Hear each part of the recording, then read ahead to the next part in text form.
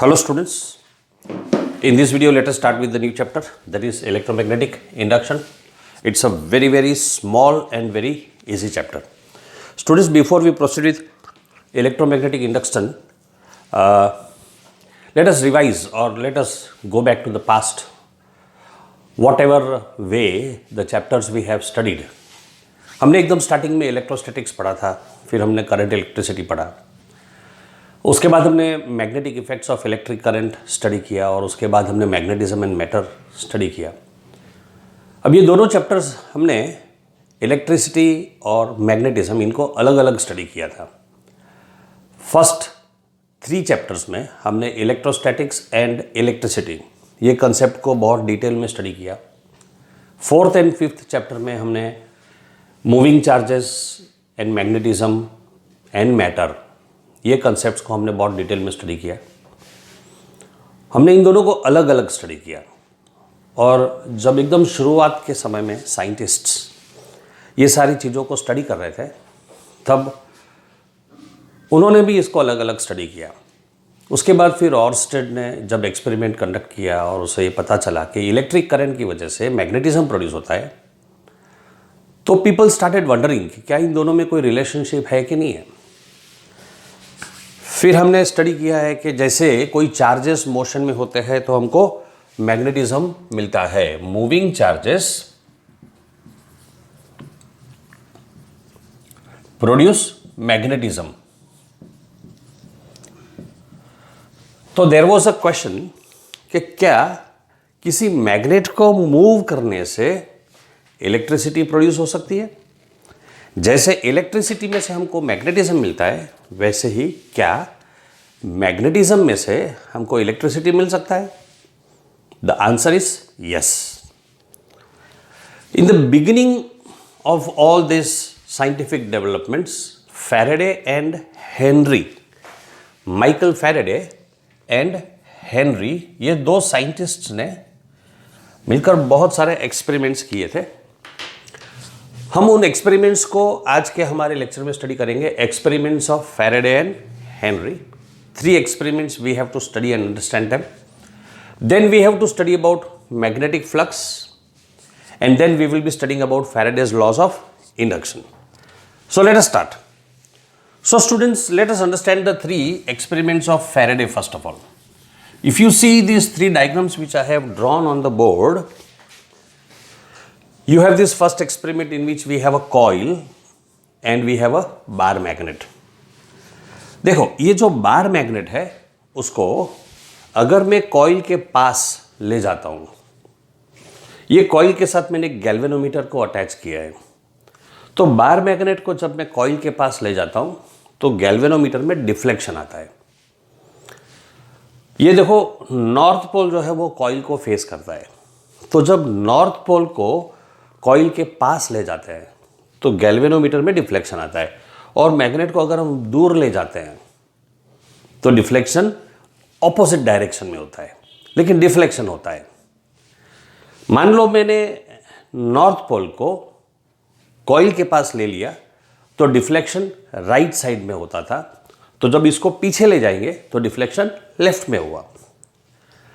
अब अगर हम ये मैग्नेट को उल्टा कर देते हैं और साउथ पोल को कॉइल के पास ले जाते हैं, याद करो अभी मैंने आपको क्या बताया था कि अगर नॉर्थ पोल कॉइल की तरफ जाता है तो डिफ्लेक्शन राइट में होता है.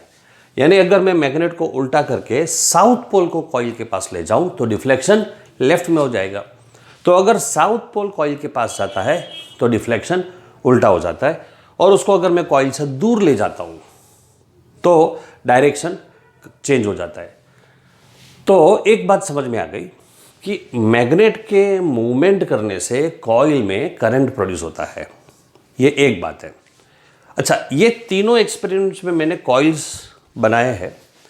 ये कॉइल्स के बारे में आपको एक बात याद रखनी है, ये सारी कॉपर की कॉइल्स है. कोई और मेटल भी चलेगा, कोई प्रॉब्लम नहीं है, लेकिन ये इंसुलेटेड होनी चाहिए पहली बात. और एक दूसरे के ऊपर वाइंडिंग होगी तो चलेगा, लेकिन इंसुलेटेड कॉइल्स होनी चाहिए, ये आपको याद रखना है. तो देखो, हमने एक बात ये फर्स्ट वाले एक्सपेरिमेंट से समझी है कि जब ये मैग्नेट मोशन में, अच्छा मैग्नेट अगर स्टेशनरी है तो इसमें करंट प्रोड्यूस नहीं होता है. देखो इसमें मैग्नेटिज्म है, सब कुछ है, स्टेशनरी है, फिर भी करंट प्रोड्यूस नहीं होता है। तो एक बात क्लियर है कि जब मैग्नेट मोशन में होता है तो करंट प्रोड्यूस होता है, और जब मैग्नेट मोशन में नहीं होता है तो करंट प्रोड्यूस नहीं होता है। ये आपको सबसे पहली बात याद रखनी है। और एक इंपॉर्टेंट वर्ड आपको जो याद रखना है वो है रिलेटिव मोशन।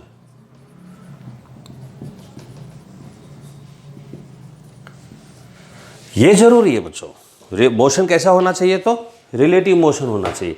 मान लो ये एक कार्डबोर्ड है या कोई लकड़े का बोर्ड है, और उसके ऊपर मैंने यहाँ पर कॉइल रख दिया है और यहाँ पर मैग्नेट रखा है, और दोनों को साथ में मूव करता हूँ। तो दोनों साथ में मूव करेंगे तो करंट नहीं मिलेगा।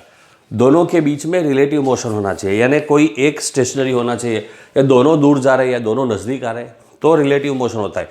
दोनों एक साथ आगे पीछे जाता है तो करंट नहीं मिलेगा। तो जब मैग्नेट और कॉइल के बीच में रिलेटिव मोशन होता है तो हमें करंट मिलता है। ये हो गई एक सिचुएशन। फिर से मैं रिपीट करता हूँ, नॉर्थ पोल जब कॉइल के पास आता जाता है या साउथ पोल जब कॉइल के पास आता जाता है तब डायरेक्शन चेंज होता है। जब कॉइल के सामने नॉर्थ पोल होगा तब डायरेक्शन राइट होगा, तो कॉइल के सामने साउथ पोल होगा तो डायरेक्शन लेफ्ट होगा। मैग्नेट कॉइल की तरफ जाएगा और कॉइल से दूर जाएगा, दोनों केस में डायरेक्शन, करंट का डायरेक्शन चेंज हो जाएगा। दूसरी बात और तीसरी बात, अगर ये मैग्नेट स्पीड से कॉइल के पास जाएगा, अगर उसकी स्पीड ज़्यादा होगी तो करंट ज़्यादा होगा, मैग्नेट की स्पीड कम होगी तो करंट कम होगा, गैल्वेनोमीटर में डिफ्लेक्शन कम होगा। ये हो गया हमारा फैराडे का फर्स्ट एक्सपेरिमेंट। अब सेकेंड एक्सपेरिमेंट में फैराडे ने क्या किया, ये जो कॉइल है वो उसका सिचुएशन सेम है। हमने कॉइल लिया, कॉइल को गैल्वेनोमीटर के साथ जोड़ दिया, और अब हमने क्या लिया, मैग्नेट लेने की बजाय दूसरा कॉइल ले लिया C2, और C2 को एक बैटरी के साथ जोड़ दिया, तो C2 में करंट फ्लो होने लग गया। अब C2 जो है, कॉइल C2, वो मैग्नेट की तरह बिहेव करता है। आपने 4th चैप्टर में पढ़ा है कि जब किसी कॉइल में से करंट पास करते हैं हम तो कॉइल में मैग्नेटिक फील्ड प्रोड्यूस होता है। इस तरह का मैग्नेटिक फील्ड कॉइल में प्रोड्यूस होता है, और वो कॉइल बार मैग्नेट की तरह बिहेव करता है, हमने ऐसा पढ़ा था।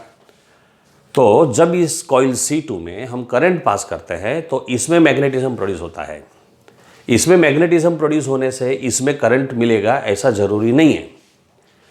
C2 को करंट ऑन करने के बाद हम C1 के पास ले आते हैं तो इसमें करंट आएगा और गैल्वेनोमीटर में डिफ्लेक्शन आएगा। अगर C2 को दूर ले जाएंगे तो भी डिफ्लेक्शन होगा, लेकिन ऑपोजिट डायरेक्शन में होगा। एक बात। दूसरी बात, अगर करंट C2 में जो करंट था उसका डायरेक्शन हम उल्टा कर देते हैं, यानी कि ये पॉजिटिव और नेगेटिव को इंटरचेंज कर दिया हमने, तो यहां पर भी करंट का डायरेक्शन चेंज हो जाएगा, क्योंकि ये पॉजिटिव नेगेटिव इंटरचेंज करने से यहां पर मैग्नेटिक फील्ड का डायरेक्शन इंटरचेंज हो गया, और मैग्नेटिक फील्ड का डायरेक्शन चेंज होने से C1 में करंट का डायरेक्शन भी चेंज हो जाएगा। तीसरी सिचुएशन, अगर C2 की वेलोसिटी ज़्यादा है, वो ज़्यादा स्पीड से C1 के पास आता है, तो C1 में गैल्वेनोमीटर का डिफ्लेक्शन ज़्यादा मिलेगा। अगर ये स्लो होगा तो इधर डिफ्लेक्शन कम होगा। ये एक बात थी। दूसरी बात, इन दोनों केस में मान लो आपने मैग्नेट को फिक्स कर दिया, या यहाँ पर कॉइल C2 को फिक्स कर दिया, और कॉइल C1 को मूव करते हो इधर भी, फिर भी आपको C1 में गैल्वेनोमीटर में डिफ्लेक्शन दिखेगा। तो एक बात तो पक्की है कि कॉइल एंड गैल्वेनोमीटर, या one coil and another current carrying coil, इन दोनों के बीच में अगर रिलेटिव मोशन होगा तो हमको कॉइल C1 में गैल्वेनोमीटर का डिफ्लेक्शन मिलेगा, यानी कि कॉइल C1 में करंट फ्लो करता है। याद रखो, गैल्वेनोमीटर जो है वो करंट को डिटेक्ट करने में हेल्प करता है। अब क्या रिलेटिव मोशन जरूरी है? नहीं, relative motion is not necessary. See this situation, third situation. In this situation we have a coil C1, we have another coil C2. C1 में हमने कोई बैटरी नहीं लगाया है, हमने सिर्फ गैल्वेनोमीटर लगाया है, लेकिन C2 में बैटरी है, बैटरी के साथ एक स्विच है। यहाँ पर C2 में बैटरी के साथ स्विच नहीं था। अब क्या होता है बच्चों, ये जो स्विच है, अगर हम स्विच को क्लोज करते हैं तो करंट फ्लो होने लगता है। जिस समय आप स्विच को क्लोज करते हो उस समय यहां पर एक मोमेंटरी करंट देखने को मिलता है। मोमेंटरी यानी एकदम शॉर्ट टाइम के लिए, लेकिन फिर भी करंट देखने को मिलता है C1 में। एक्चुअली होता क्या है, जब यह स्विच ओपन है तो C2 में करंट जीरो है। करंट जीरो है तो C2 में मैग्नेटिक फील्ड भी जीरो है। लेकिन जैसे ही मैं स्विच क्लोज करता हूं और करंट ऑन करता हूं, मान लो मैंने 5 एम्पियर्स का करंट प्रोड्यूस किया था इसमें, इसको मैंने 5 एम्पियर्स का करंट दिया है। बैटरी जो है वो 5 एम्पियर्स का करंट प्रोड्यूस करता है। तो होता क्या है, इनिशियली करंट जीरो था, वो जीरो से बढ़कर 5 एम्पियर्स तक आ गया। और जब करंट 5 एम्पियर्स पर आता है तो जीरो से 5 एम्पियर्स के बीच में करंट की वैल्यू चेंज हो रही है। तो क्योंकि इसमें करंट की वैल्यू चेंज हो रही है, मैग्नेटिक फील्ड की इंटेंसिटी, उसकी जो स्ट्रेंथ है वो भी चेंज होती है। और वो चेंज होने से C1 में करंट प्रोड्यूस होता है, और C1 में करंट प्रोड्यूस होने से गैल्वेनोमीटर में हमको डिफ्लेक्शन दिखता है। अब जब मैं ये करंट को स्विच ऑफ करता हूं, यानी कि स्विच को फिर से ओपन कर देता हूं, तो करंट 5 एम्पियर से ड्रॉप करके वापस जीरो पर आ जाता है। अब फिर से इसमें करंट की वैल्यू डिक्रीज हो रही है, तो साथ साथ मैग्नेटिक फील्ड की वैल्यू भी डिक्रीज हो रही है। तो यहां पर डिफ्लेक्शन रिवर्स डायरेक्शन में हो जाएगा, यानी कि relative motion is not necessary, changing the strength of magnetic field is also enough. So Galileo के एक्सपेरिमेंट से हमको एक बात समझ में आ गई कि जब कोई भी दो ऑब्जेक्ट्स के बीच में, यानी कॉइल एंड मैग्नेट के बीच में, या coil and current carrying coil के बीच में अगर रिलेटिव मोशन होगा या फिर मैग्नेटिक फील्ड की स्ट्रेंथ कम ज़्यादा होती रहेगी, तो हमारे कॉइल में हम करंट को प्रोड्यूस कर सकते हैं। तो ये हो गया हमारा experiment of Faraday and Henry. ये 3 एक्सपेरिमेंट्स हमको समझने थे। अब सवाल ये उठता है कि इस मैग्नेट की वजह से ऐसा क्या होता है कि कॉइल C1 में करंट प्रोड्यूस होता है। तो एक्चुअली होता ऐसा है कि मैग्नेट में, बार मैग्नेट में आप लोगों ने स्टडी किया था कि उसके अंदर मैग्नेटिक फील्ड फ्लक्स प्रोड्यूस होता है। अब ये जो फ्लक्स होता है, फ्लक्स का मीनिंग क्या होता है बच्चों? Flux means number of field lines. आप लोगों ने चैप्टर नंबर 1 करंट इलेक्ट्रिसिटी में स्टडी किया था कि अगर मैं इलेक्ट्रिक फील्ड को ऐसे मान लूं, number of field lines per unit area, तो इलेक्ट्रिक फ्लक्स, अभी फ्लक्स के लिए सिंबल यूज करते हैं हम फाई, इलेक्ट्रिक फ्लक्स के लिए नीचे E लिखता हूं, तो हमने इसका फॉर्मूला स्टडी किया था। E देखो, यूनिट एरिया में नंबर ऑफ फील्ड लाइंस अगर E होता है, तो अगर एरिया A होगा तो नंबर ऑफ फील्ड लाइंस हो जाएगा E multiplied by A। You can write this as E A cos theta, where theta is the angle between E and A। ये थोड़ा सा मैं रिविजन करवा रहा हूं चैप्टर नंबर 1 में इलेक्ट्रोस्टैटिक्स में। एग्जैक्टली सेम सिचुएशन ये चैप्टर में भी है। अगर B number of field lines, magnetic field lines per unit area को डिनोट करता है, तो मैग्नेटिक फ्लक्स जो होता है उसका फॉर्मूला हो जाता है B dot A। Means I can write it as B A cos theta. यानी कि मान लो बच्चों, अगर हमारे पास कोई ऐसा मैग्नेट है, ये मैग्नेट का नॉर्थ पोल है, ये साउथ पोल है, तो इसमें से मैग्नेटिक फील्ड लाइंस जो निकलती है, वो फील्ड लाइंस किसी सरफेस में से जब पास होती है, तो फील्ड लाइंस जब ये सरफेस में से पास होती है, तो इसका एरिया अगर A है, तो इसमें से कितनी फील्ड लाइंस पास होती है, वो इस एरिया में से पास होने वाला फ्लक्स है, मैग्नेटिक फ्लक्स को डिनोट करता है।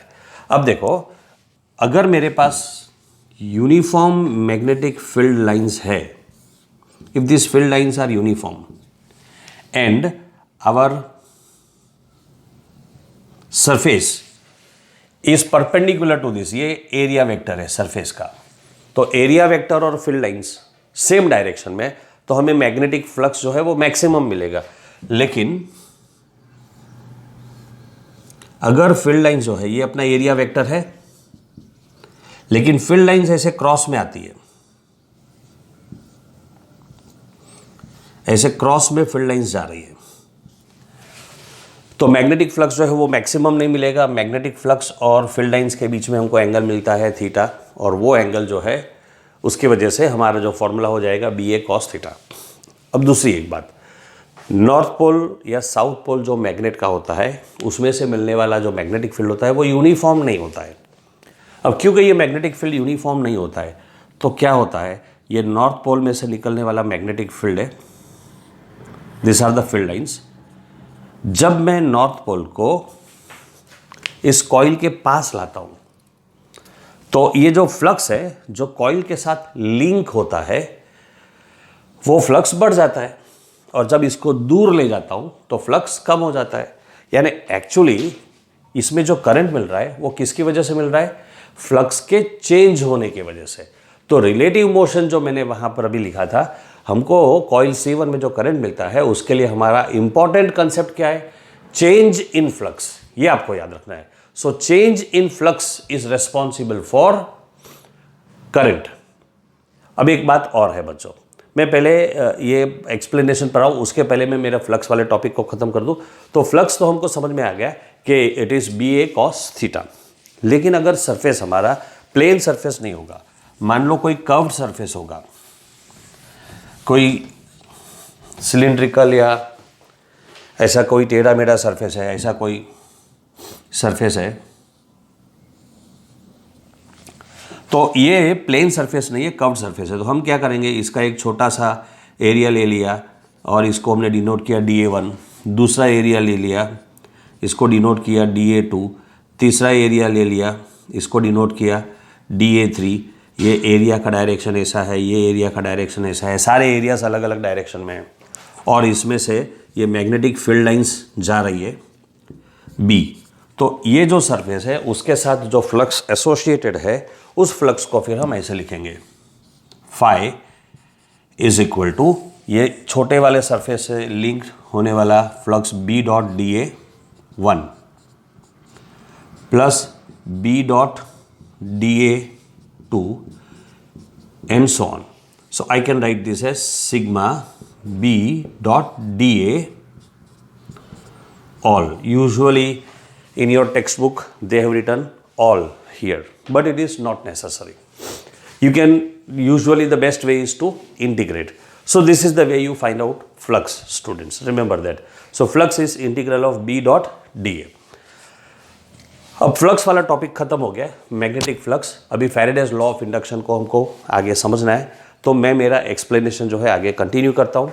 फ्लक्स के बाद हमको ये समझ में आता है, जैसे मैंने आपको अभी थोड़ी मिनट्स पहले बताया था कि जब मैं ये मैग्नेट को आगे पीछे मूव करता हूँ तो एक्चुअली क्या चेंज होता है, इसमें मैग्नेटिक फ्लक्स चेंज होता है। तो ये वर्ड आपको याद रखना है बच्चों कि करंट प्रोड्यूस होने की मेन वजह क्या है।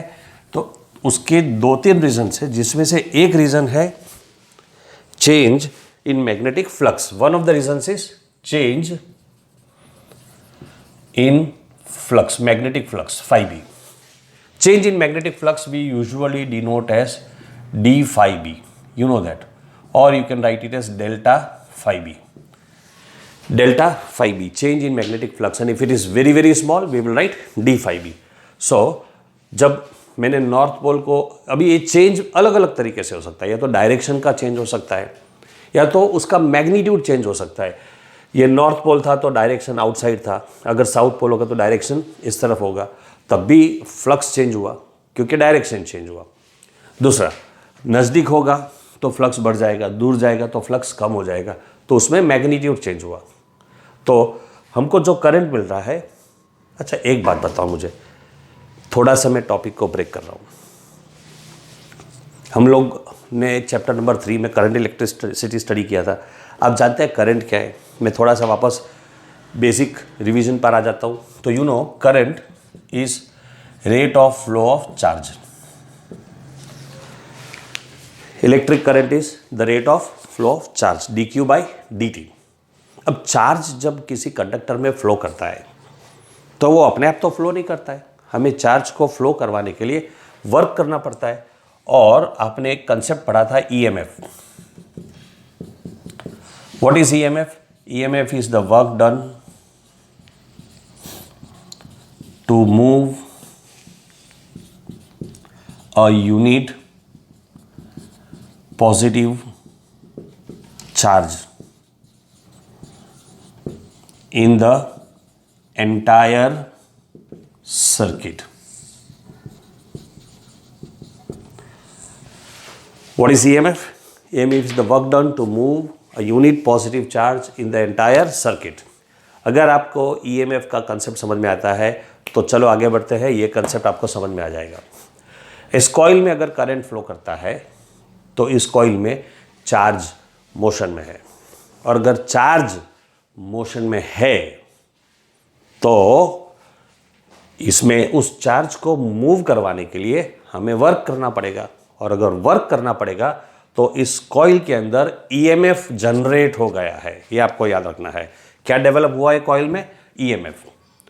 और ये EMF जो है वो चेंज इन मैग्नेटिक फ्लक्स पर डिपेंड करता है। So EMF is proportional to change in magnetic flux.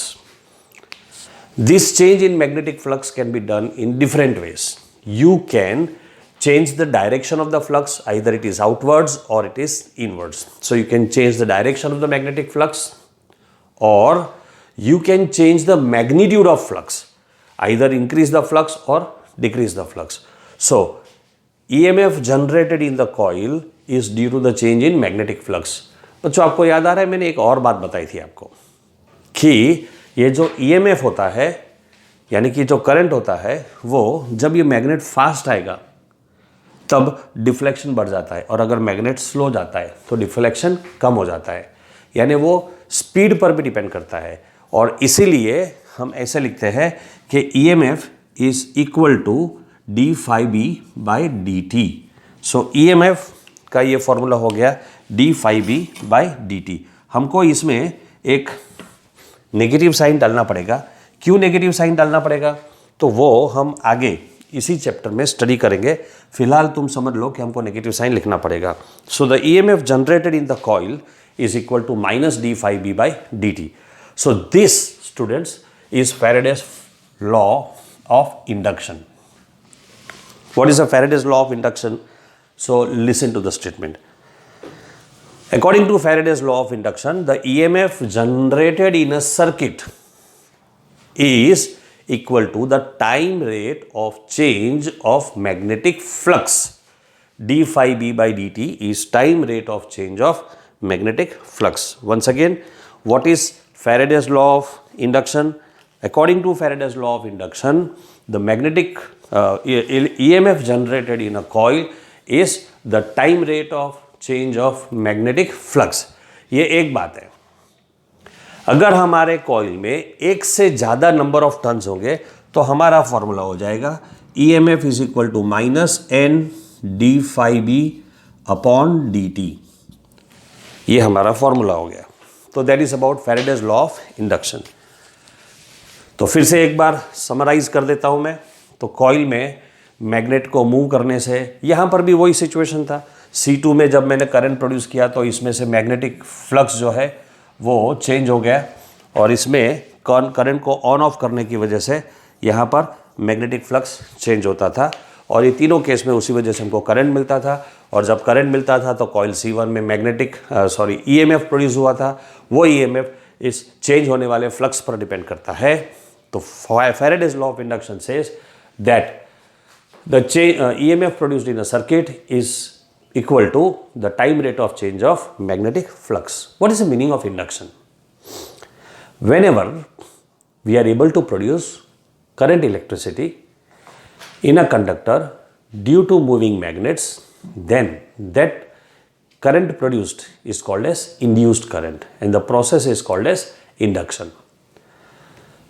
So my question is now, what are the factors responsible for change in flux? तो चेंज इन फ्लक्स बहुत सारे तरीके से हो सकता है।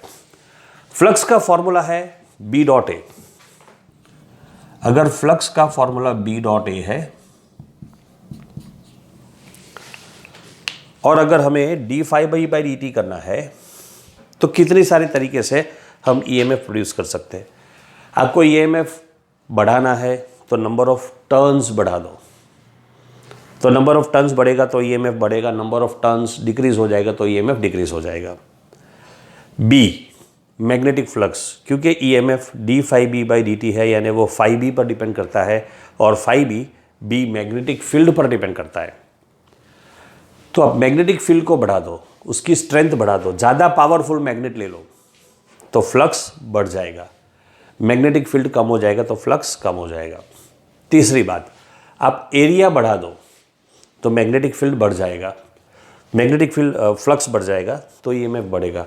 एरिया कम कर दो तो मैग्नेटिक फ्लक्स कम हो जाएगा तो ईएमएफ कम हो जाएगा। यानी हमारा जो लूप है वो लूप एक्सपांड करेगा तो करंट बढ़ेगा, लूप कॉन्ट्रैक्ट करेगा, ये वाला लूप, ये जो है वो एक्सपांड करेगा तो करंट बढ़ेगा, वो कॉन्ट्रैक्ट करेगा तो करंट कम हो जाएगा। और एक बात, मैं इसको बी ए कॉस थीटा लिख सकता हूँ, और बी ए कॉस थीटा से क्या होता है, थीटा पर भी डिपेंड करता है, यानी अगर हमारा एंगल चेंज होता है तो भी फ्लक्स चेंज होता है। फॉर एग्जांपल देखो, अगर ये कोई लूप है और मैग्नेटिक फील्ड लाइंस ऐसे जाती है, ये फील्ड लाइंस की डायरेक्शन है, तो जब ऐसे जाती है तो फील्ड लाइंस लूप को परपेंडिकुलर है, लेकिन अगर लूप टर्न हो गया तो फील्ड लाइंस और लूप के एरिया के बीच में एंगल बनता है। अब अगर मैं लूप को फील्ड में रोटेट करता हूँ तो लूप के अंदर लूप जो है फील्ड में रोटेट करेगा तो कंटिन्यूसली एंगल चेंज होता रहता है, और ये एंगल चेंज होते रहने से फ्लक्स चेंज होगा, फ्लक्स चेंज होगा तो हमें ईएमएफ मिलेगा। तो ईएमएफ को चेंज करने का या ईएमएफ को प्रोड्यूस करने के बहुत सारे तरीके हैं। आप नंबर ऑफ टर्न्स को चेंज करो, आप मैग्नेटिक फील्ड का मैग्नीट्यूड चेंज करो, आप एरिया को चेंज करो, और आप मैग्नेटिक फील्ड और लूप के बीच में एंगल को कंटिन्यूस चेंज करते रहो, और ऑफ कोर्स लूप जो मैग्नेट है उसकी स्पीड को चेंज करो। ये सारे तरीके से हम ईएमएफ को प्रोड्यूस कर सकते हैं। याद रखो बच्चों, मैग्नेटिक फील्ड का होना काफ़ी नहीं है, उसका चेंज होते रहना जरूरी है। So that was all about the Faraday's law of induction. The first chapter, the first lecture of this was quite simple, and the coming lectures are also going to be very simple and easy to understand. This entire chapter is very easy and very scoring. So it is important you focus on this chapter. You should be able to score well in the exams. See you soon in the next video.